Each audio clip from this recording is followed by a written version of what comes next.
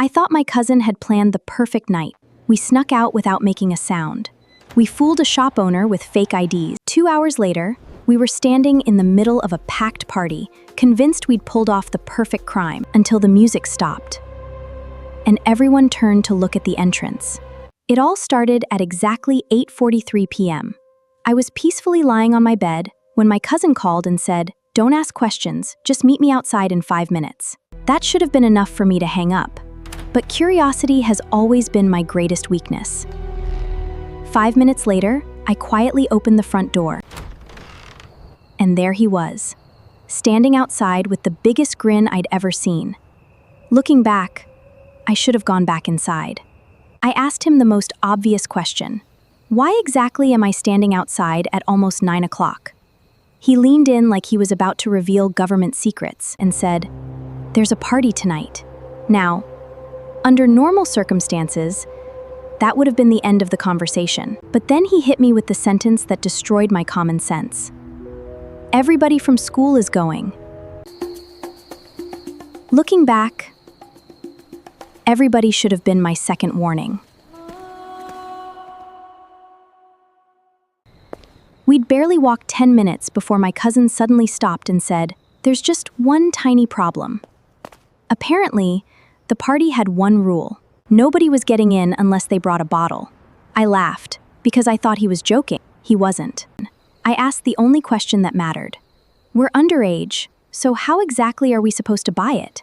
My cousin didn't even hesitate. He pulled out 2 fake IDs. They were so unbelievably bad. One of them had his birthday written in 3 different handwriting styles. The photo looked like it had been taken on a calculator.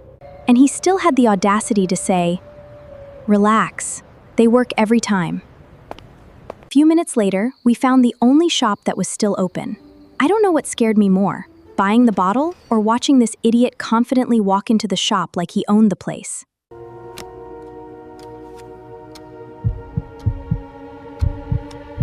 Then, something happened that completely caught me off guard. The shop owner looked at us, then placed the IDs back on the counter, took our money, and handed over the bottle. We walked out of that shop feeling like we'd just completed the greatest undercover mission in history. By the time we got to the party, I had completely forgotten about the whole sneaking out part. Music was blasting, everybody was dancing. Somehow, we had actually made it. My cousin spent the next 20 minutes acting like he'd just robbed a bank. Every few minutes, he'd tap my shoulder, point at the bottle, and silently mouth, "I told you."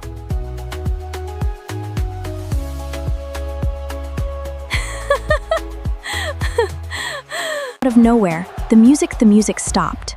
At first, nobody understood what was happening. The DJ looked toward the entrance. Then one by one, everybody else did too. The laughter disappeared. The dancing stopped. Even my cousin stopped celebrating. We both turned around, expecting security. Or maybe the police? Honestly, I would have preferred the police. Standing at the entrance was my mum. She wasn't shouting or angry, which somehow made it even worse. She simply looked around the room, spotted us, and started walking toward us. Every single person at that party watched her cross the room like she was the final boss in a video game. Me and my cousin look at each other.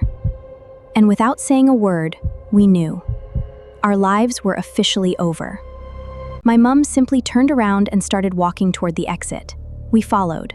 Honestly, I would have preferred if she'd just shouted at us, because the silence was terrifying.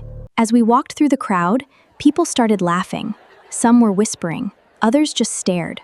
One guy even gave my cousin a little salute, like he was attending his funeral. We got into the car. The entire ride home, nobody spoke.